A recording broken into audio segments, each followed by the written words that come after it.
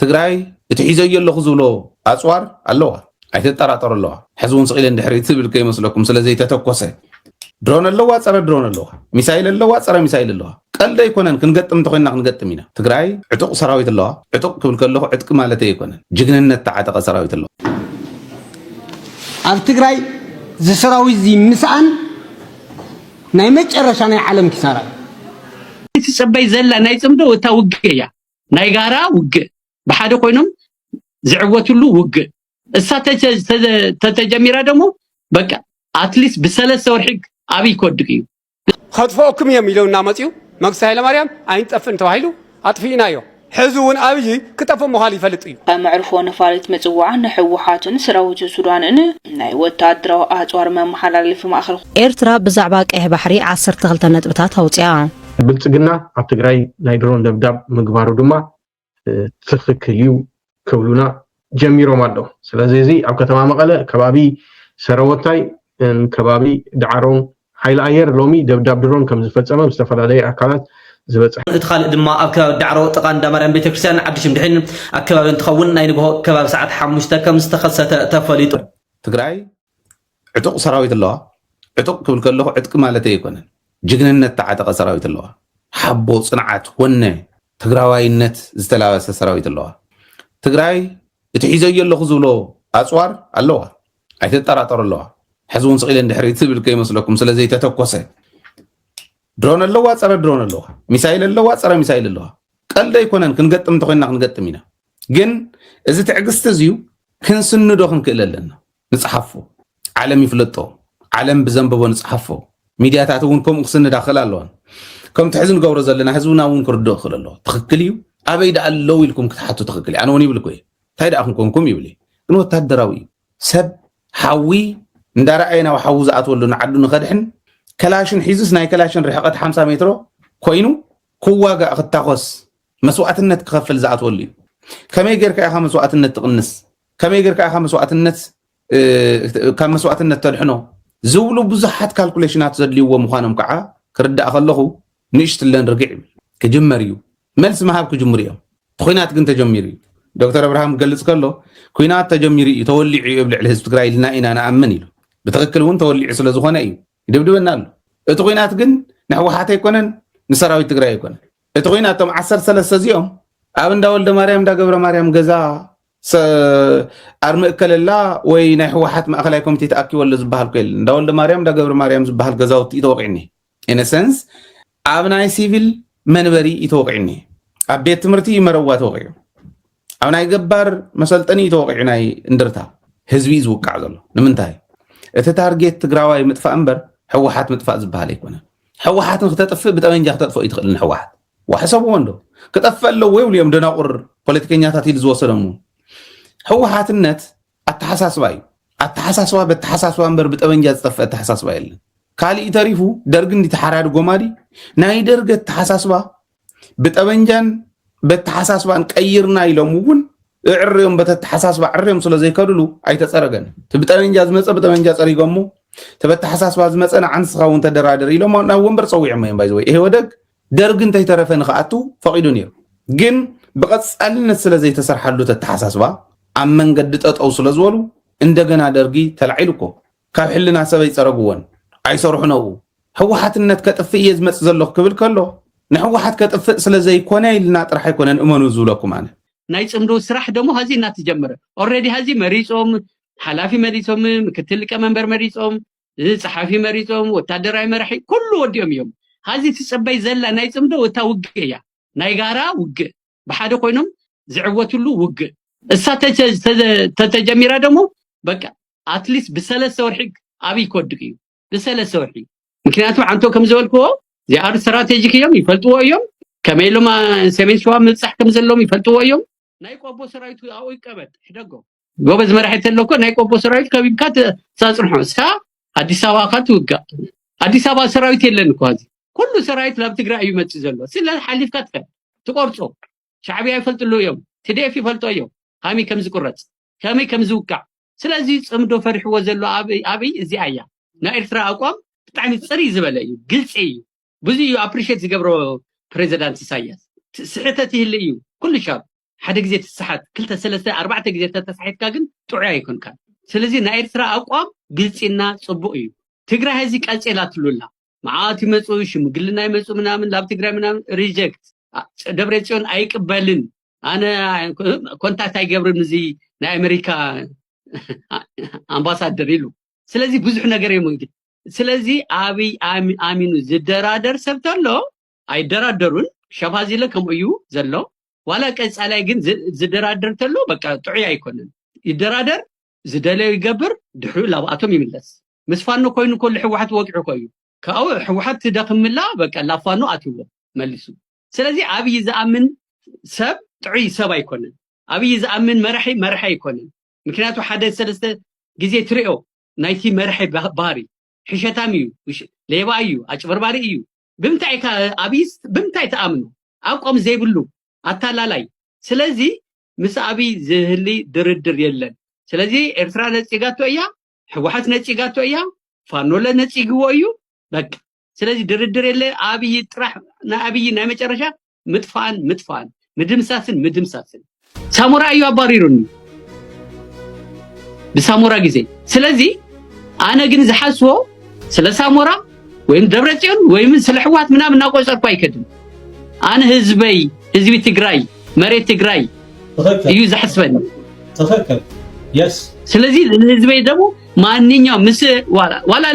ለደብረጽዮን ኮድ ጽሒፈ ለኮ ዝገርመካ ኣነ ከመጽእ ክሕግዘኩም ይለዮ ግን አይመለሰይ ለፋኖ መጽእ ክሕግዘኩም ይለዮም መልሶም ለይ አይገርመካ ቴንክ ዩ አው ኮይንካ ትቃለስ ኣብዘለካዮ ኮይንካ ሓግዘና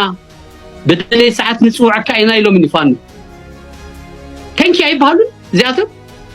በጣም ንፎር لا ሲኻ ሆንዶሎ ለዓንዳ ነገርካ ህዝብ ትግራይ ኮይና ባዓሉ ዘመነ ካሴ ማለት እዩ በቃ ስሙ ምልዓለ ቴንክ ዩ ክብሎ ይግባ ደብረጽዮን ሰምዕ ሱቅ እቶም ካልኦት መሐዙት ያው ዘለው መልሲ ኮይለ ዋላ ውጽና ዋላ ከምዚ ግበር ምናምን የለን ክሕግዘካ ናብልካዮ ክሕገዝ ዘይደሊ እዩ ሓደ ግን እዚ ተሓድጎ ኣነ ሓዲገዮ ምሳቱ ኣብ ትግራይ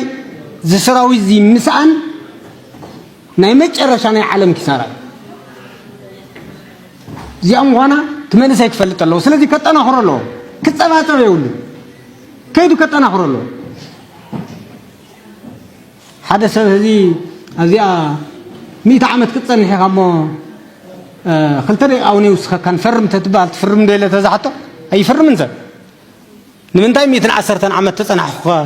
من يفولط كبليو هو زي زاكل مسسعي ነገር ግን ናይ ዕዳጋ ግምት ዘይብሉ ህይወቱ ዝህብ ዘሎ ይክሻፍ ነዚ ክነጠናኽረለና እሱ ንበይኑ እንታይ ረብሓ ኣለዎ እሱ ንበይኑ እንታይ ጥቕም ኣለዎ እንዲያውም ተጎዳ አይኮይ ግን ብናተይ ጉዳት ዝተለወጠ ጥቕምን ህዝቢ ትግራይ ብዝብል ናይ ህዝቢ ረብሓ ናይ ህዝቢ ጥቕሚ ናይ ህዝቢ ባህጊ ማእከል ገይሩ ብኸይድ ዘሎ ስለዚ نسراويزي نتناخرو اتمنسي اندحر خالاي شلون خوين ولا خالاي تختال خوين وغون دو زيلو تسفق قرطي تسفق يقرط كنكلاخلو علنا بعدك كنتناخرو بمورال كنتناخرو سدرو كنكناخنوم استسو بيتسو كناخنوم علنا تمنسي نزي كفر له زول الرأي لنا حنتي وسانة سراويت مسوعات وجيني قال ملاذ حميتات نصرفن كم زنارة فلوتي حنت كلكم زدلي زي سراوي زي جبر أي جبرن حدث جزاهم 11 شعور زبلا شو نجار مسيرة غيره هيا زنايتو شكموني كم متعذب بحاله التعذريو كي يقتل أقوم دوسر كده تاوني جبرن أيرشنا أسر أبرر نو يلو قوامو قليسو إذا قوام دي العالم زلو سراويتات وسيدهم مايا ني انفورميشن كونكم حنت تطرح نجيركم كحلف إسرائيل 10 ساعات السان شوعاتن نا إسرائيل تاريخ تفولتيهم قنبت 10 ساعات 48 تصاوتيهم قنبت 15 تورر حزبيه كل ما كرتات حليفهم መጨረሻ ሰራዊት ነይሮም ግብፂ ب1967 ፕራይም ሚኒስትር ጠቅላይ ሚኒስትር ሌቪ ሽኮል ይባል ነይሩ እቲ መከላከያ ሚኒስትር ማሾዳያን ይባል ነይሩ እቲ ቺፍ ኦፍ ስታፍ ድማ ማቲ ኢታማዦር ሹም ዝባል ሽመን ፔሬዝ ግብፂ ትመፀላ ግደፉ መልሳው ግብፂ ትመፀላ ግደፉ መልሳው ስርዓት እስራኤል ክብተን እዩ እስራኤል ክትሰዓር ያ ግደፉ ቦታታት ይተሓዘለና ውይብል ነይሩ ሰራዊት ብዝተፈላለየ ርእይቶ ይህቦ ናይ ባዕሎም ምክንያት ይህልዎም ኣይተቐበልዎን መጨረሻ ታገይሩት መከላከያ ሚኒስተር ናይ ጦር ሰባት ሒዙ ናብ ሓደ ደራሽ ኣትዩ ኣክሽን ፕላን ከውፅእ ድሕሪ እቲ ጠቅላይ ሚኒስተር ዳኡ መፅዩ እንታይ ትገብሩ ኣለኹም ኣክሽን ፕላን ነውፅእ እስራኤል እንታይ ክትሻል ትገብረና ክንፅበ ከፈል ኢሎም ናይቲ ውሳነ ኣካል ገይሮም እዮም ጠቅላይ ሚኒስተር ኣብ ዓለም ዘይተገበረ ነገር ኣይገበርና ስለዚ ሰራዊት ትግራይ ንሕወሓት ደግፍ እየ ኩዴታ ገይሩ እየ ምምሕዳር ኣባሪሩ እየ ካብ ኮር ላዕሊ እየ ናይ ኣቋም መግለፂ ካብ ታሕቲ ናብ ላዕሊ ክቐርብ ይኽእል ፍሮም ዳይቨርጀንት ኮንቨርጀንት ክቐርብ ይኽእል ፍሮም ኮንቨርጀንት ዳይቨርጀንት ክቐርብ ይኽእል ካብ ላዕሊ ንታሕቲ እውን ፕሮፖዝ ክግበር ይኽእል እዩ ኣጋጣሚ ኮይኑ ናይቲ ዝበዝሕ ሰራዊት ፕሮፖዝ ተገይሩ መራሕቲ ተፅሪቆሞ ሰሙን ኣለዎ ፀዲቑ ትግራይ ድማ ድሒንዋ መንግስቲ ንምምላስ ሓደ ዓብዪ ምክንያት ናይ ሰራዊት ምንቅስቃስ እዩ አለበለዚያ መንግስቲ ስኡል ኣይኮነን ብድሙፅ መንገዲ ኣይኮነን ተመሊሱ ከይምለስ ይኽእል ነይሩ ዲሞክራታይዜሽን ኣብ ዘይዘበኖም ፅዮም ከተራምስዎ ተን ናይ ገጠር ወረዳታት ተን ወረዳታት ባይታዊ ዲሞክራሲ ናይ ወረዳ ከፍሽልዎ ኣብ ኣሜሪካ እውን ዘይተፈፀመ ዲሞክራሲ ኣብ ፖስት ዋር ክፍፅሙ ኣብ ወር ፕሮሰስ ክፍፅሙ ፅዒሮም እዮም ሰራዊት ተኸላኺሉ እዩ ሕዚ እውን እንተኾነ በብክሳዱ እናኸደ መስዋዕት ዝኸፍል ዘሎ ሰራዊት እዩ ስለዚ ፕሊስ ኣብ ጎኒ እቲ ሰራዊት ደወሉ ትግራዋይ መንእሰይ ህዝቢ ትግራይ ኣው ዲያስፖራ ትግራይ ኣብ ጎኒ ሰራዊት ትግራይ ደው ክብል ኣለዎ ክንጠቕለል ኣለና ሰራዊት ከም መጠቕለል ክንወስዶ ኣለና ተዘይተጠቕሊልና ክንጠፊና ምክንያቱም ንሕና ክንጭቆን ኣይኮነን ዝግበር ዘሎ ባርነት ክለማመድ ኣይኮነን ዝሕሰብ ዘሎ ክንጠፍእ ፍርደኛ ህዝቢ እዩ ህዝቢ ተፈሪድዎ ከመዕርፎ ነፋሪት መፅዋዕ ንሕወሓትን ሰራዊት ሱዳንን ናይ ወታደራዊ ኣፅዋር መመሓላለፊ ማእከል ኮይኑ የገልግል ከም ዘሎ ተገሊጾም ካብ ቤላሩስ ኢራን ቱርክን ግብፅን ዝለዓለ ናይ ወታደራዊ ጽዕነት ኣውሮፕላናት ሃበ መፅዋዕ ፖርት ሱዳንን ግብፅን እናዓረፈ ወታደራዊ ኣፅዋር እናመሓላለፈ ምዃኑ ተሓቢሮም ካብ ሓምለ 26 ክሳብ ነሓሰ 2 ኣብ ዝነበረ እዋን ጥራሕ 27 ናይ ወታደራዊ በረራታት ብራዳር ዝተመዝገቡ እንትኾኑ ብነሓሰ 4 ዝወፀ ናይ ሳተላይት ምስሊ ድማ ኤል 76 ቲድን ኤን 12 ዝበሃላ ግዙፋት ናይ ኩናት ኣውሮፕላናት ኣብ ምፅዋዕ ምዕራፈን ኣርእዮም ሕወሓት ብፖርት ምፅዋዕን መዕርፎን ፋሪትን ኣቢሉ ሰፊሕ ናይ ወታደራዊ ኣፅዋር ደገፍ እናረኸበ ዝርከብን ብፍቓድን ፍልጠትን ዘለዎ መምሕዳር ኣስመራ ምዃኑ ተንተንቲ ገሊፆም ኣሎም ናይ ጂኦፖለቲካዊ ተንታኒ መሐመድ ኬር ዑመር ዝተባሃለ ናይ ድሕነት ሓበሬታ ምርመራ ማእከል ሕላወ ብዝገበሩ ሓበሬታ ናይ ኤርትራ ዓለም ለኻዊ መዕርፎ ነፋሪት ምፅዋዕ ካብ ቤላሩስ ኢራን ቱርክን ግብፅን ዝለዓለ ናይ ወታደራዊ ጽዕነት ኣውሮፕላን መዕረፍን መመሓላለፊ ማእከል ኮይኑ እናገልገለ ይርከብ ብመሰረት ዝወፀ ሓበሬታ ካብ ሓምለ 26 ክሳብ ነሓሰ 2 ኣብ ዝነበሩ ውሕዳት መዓልታት ጥራሕ 27 ናይ ወታደራዊ በረራታት ብራዳር ተመዝጊቦም ኣለዎም ካብዚኣቶም እቶም 20 ኣብ ፖርት ሱዳን 3 ኣብ ግብፂ ዝርከብ ወታደራዊ መደበር እቶም 4 ድማ ኣብ ከተማ ምፅዋዕ ምዕራፎም ተረጋጊጹሎም እዚኣተን ኣውሮፕላናት መደበኛ ሰራዊት ሱዳንን ንዕዙዋት ሕወሓትን ወታደራዊ ኣፅዋር ዝሓዛ ምዃነን ተሓቢሩ በነሓሰ 4 ዝወፀ ናይ ሳተላይት ምስሊ ከም ዝሕብሩ ኣብ መዕርፎ ነፈርቲ ምፅዋዕ 2 ኤል 76 ቲድን 1ኤን 12 ዝተባሃላ ግዙፋት ናይ ወታደራዊ ጽዕነት ኣውሮፕላናት ዓሪፈን ተረኣየን ኣለዋ ብተወሳኺ ካብ ሓምለ 14 ክሳብ 24 ናብ ዝነበረ እዋን ብናይ ቤላሩስ ኣየር መንገዲ ዝንቀሳቐስ ናይ ምዝገባ ቁፅሪ AW 567 TH ዝኾነ ናይ ሉሽን ጽዕነት ኣውሮፕላን ናብ ምፅዋዕ ተኸታታሊ 4 ግዜ ናይ በረራ ምንቅስቓስ ከም ዝገበረ ተረጋጊጹ ኣሎ ተንታኒ መሐመድ ኬር ዑመር ወስኹ ከም ዝገለጹ ሕወሓት ኣብዚ እዋን ብፖርት ምፅዋዕን መዕርፎ ነፈርትን ኣቢሉ ሰፊሕ ናይ ወታደራዊ ኣፅዋር ኣቕርቦት እናረኸበ ይርከብ ኤርትራ ብዛዕባ ቀይሕ ባሕሪ 12 ነጥብታት ኣውፅያ أتي كبابي 12 مئتاويت نقد عالم زمحلالف مسمر قيح بحري لومي كابترا ماياو مسمر ماكل مدرخ علما وددر قطبا وتهدرنا كوينلو ابزلو غيزي نصتو قلبي زباوين علماوين حيلتات ابسحبلو ኤርትራ 12 ነጥብታት ዝሓዘ ንድፊ ብዛዕባ ቀይሕ ባሕሪ ኣፍሊጣ ኣብዚ ተሃዋሲ እዋን ሓፈሻዊ ቅርጽን ጠማሪ ዘባው ጸታን ሰፊሕን ከምኡውን ንሰፊሕ ምትሕባር ዝዕድም ኣሰራርሓ ምትእታው ልዕሊ ዝኾነ እዋን ኣገዳሲ ምዃኑ ብምግላጽ ሓሳቡ ዝጀመረ ጽሑፍ እቲ ዝቐውም መካናይዝም ኣብ 3 ኣዕኑ ተኸፋፊሉ ክረአ ከም ዘለዎ ኣብሪሁ እቲ ጽሑፍ ወሲኹ እቶም 3 ኣዕኑ ናብ ሰፊሕን ጽኑዕን ግብራውን ራእይ ክሰጋገሩን ከለው ኣብ 12 ነጥብታት ተኸፋፊሎም ክራዩ ከም ዝኽእሉ ብምብራህ መርገጽ ኤርትራ ኣብኦም ተኸፋፊሉ ክራዩ ከም ዝኽእሉ ኣነጺሩ ንጸታውን ሓፈሻውን ኣተሓዛ ጉዳይ ቀይሕ ባሕሪ ዘነጽሩ 12 ነጥብታት ዝሓዘ ንድፊ ኤርትራ ዘበረኸ እቲ ጽሑፍ ቀዳምነት ሓላፍነት ዝስከማ ወነንቲ ሃገራት ምዃነን ብምንጻር ብሓበራዊ ስምምዕ ናይ ምትሕባር ክግበር ዝኽእል ንነዊሕ እዋን ማሪታይም ንምምሕዳር ዝኽእል ግብራዊ ንድፊ ስራሕ ምዃኑ ኣረድ እቲ ጽሑፍ ቀጺሉ እዚ ንድፊ ንቐታዊ ጠንቂ ዘባው ዘይርጉነት ብምድሳስ ንናይ ሃገራት ልዕላዊ ግዛኣትን ዘቤታዊ ዓቕምን ጸቂጡ ኣስሚሩሉ እቲ ጽሑፍ ወሲኹ ኣብ ክንዲ ቀይሕ ባሕሪ ንናይ ሳልሳይ ኣካል መወዳደሪ ዝኸውን ኮሪዶር ጌርካ ምፍቃድ እዚ 12 ነጥቢ ንጹር ዘላቒ መርሓ ጎደናን መንገዲ ዘባው ርእሰ ምርኮሳን ሓበራዊ ምክልኻልን ነዊሕ ዝኸይድ ጥሙር ጸጥታ ዝመርሕ ምዃኑ ኣረድዩ እቲ ጽሑፍ ኣብ መወዳእታ እዘን 12 ነጥብታት ዝሓዛ ንድፊ ስራሕ ነዚ ተኣፋፊ ኮሪዶር ቀይሕ ባሕሪ ካብ ተነቃፊ ናይ ዓለማዊ ናይ ወክልና ማእከል ውድድር ናብ ናይ ገዛ ርእሱ ዘላቒ ዘባውን የርጋት ክሊ ዝልውጥ ይኽብል ኣመልኪቱ እቲ ጽሑፍ ቀጺሉ ልዕላዊ ሓላፍነት ብምሃብ ዓቕሚ ብምህናጽ ከምኡውን ውሽጣዊ ስምምዕ ናይ ምክልኻል ማሪታይም ብምግባር ንዘላቒ ንነዊሕ ዝጸንሕ ግብራዊ ርግኣት ዘኽእል ነጥብታት ከም ዝኾነ ኣነጺሩ زمدنا سودان إيرتران رجعت كارنا أفريقيان كيه بحرن كارنا أفريقيان مأكل جيوبوليتيكا مسجار وددر ما يوم مسمر كوينلو أبزلو جيزي استراتيجيكا وزمدنا سودان إيرتران الزوار رجعتن محلاو ميزانن زل على جدز صوت مخانو أمباسادر سودان أب إيرترا أمباسادر عثمان أحمد عبد الباري قليتهم بمسار التاريخ ومتأثرن حبرا وربحنا يكلتين هجرات زمدنا سودان إيرتران زيارة الزوار رجعت مفتار لعد كم زلو زبرهت أمباسادر زمدنا كلتين هجرات نحبرا ورئيس التقيه بحري متأي كارنا أفريقيان أقداس مخانو قليتهم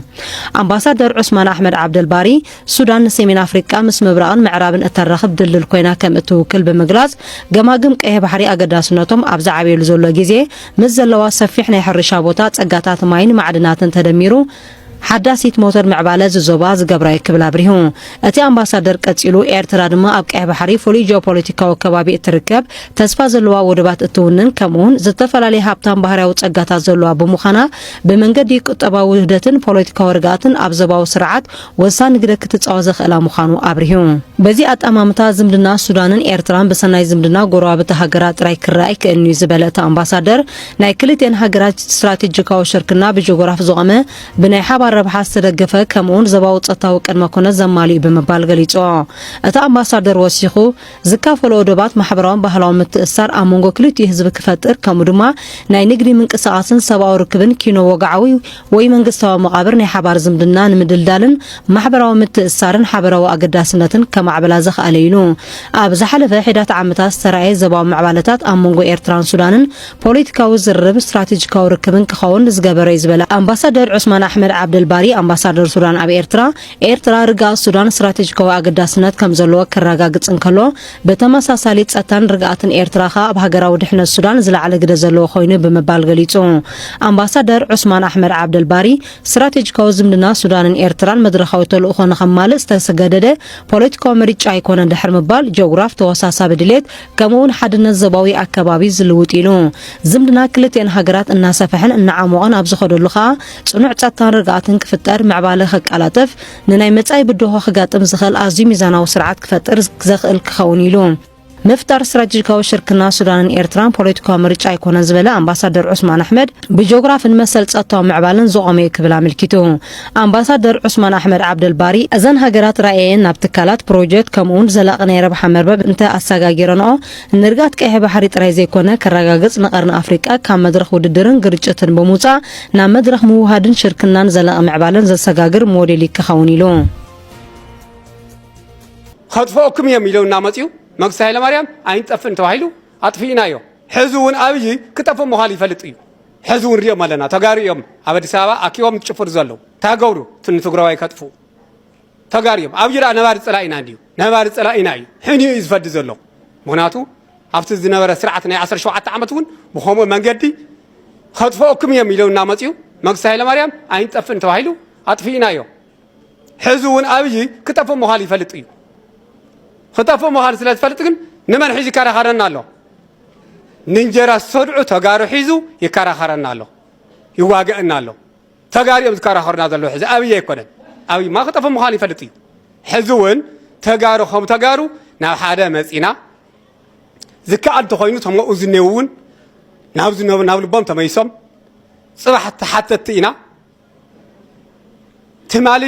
ህፃውንቲ ቆልዑት ኣጥፊኢና ኢና ናብ እንጀራ ክንልውጦም የብላን ናብ ቦታና ክንምለስ ዘለና ዝብል ሓሳብ ሒዞም ተተመርሱ ብጣዕሚ ፅቡቅ እዩ እቲ ዝኸድዎ ዘሎ መንገዲ ግን ሕማቕ እዩ ይኹን እሞ እቲ ዝበዝሕ ትግራዋይ ኣብ ዓዱ እዩ ዝኒሄ ተሓቀኛ ትግራዋይ ዓዱ እኒሄ ተሓቀኛ ገባር ንህዝቢ ዝድግፍ ቀደም እኮ ገባር የውፅዎ ንሕወሓት ካብ ገባር ተፈጢሩ ገባር የውፅዎ ሕዚ እውን ንቕንቐበለ ትገባር ኣቦቱ እዩ ዘሎ ንሳቶም ላዕላይ ታሕታይ ክብል ተሎ እኮ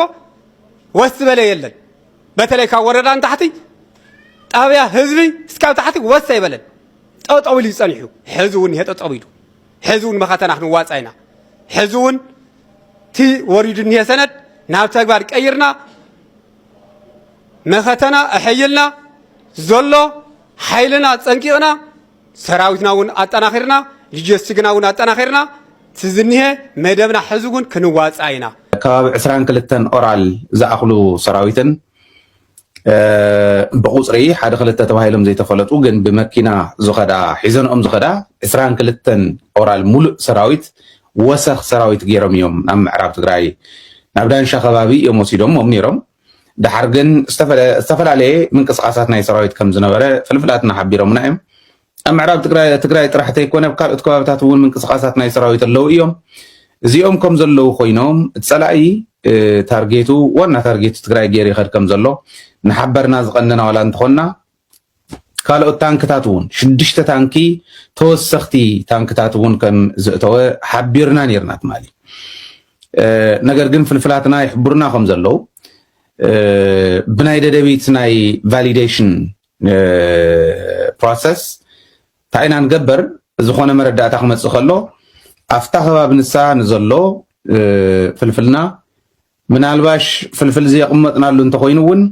ፍልፍላትና ካብ ዝተፈላለዩ ከባቢታት ከይዶም ንሳ ከረጋግፅዋ ኢና ንገብር ብኡ ደረጃ ዘይረጋግፅናዮ ግን ብፀሊሞይ ካሊእ ትንኮሳ ከም ዝጀመረ ፀላኢ ሓበሬታ መፂና ኣሎ ብፀሊሞይ ትንኮሳ ይገብረሎ ማለት ቅድሚ ሕዚ እውን ብሽምግልና ዝዓይነቱ ዝተወዳእሉ ኩነታት ነይሩ ወረዳታት እቲ ከባቢ ኣብቲ ከባቢ ዘለዋ ወረዳታት ብሓደ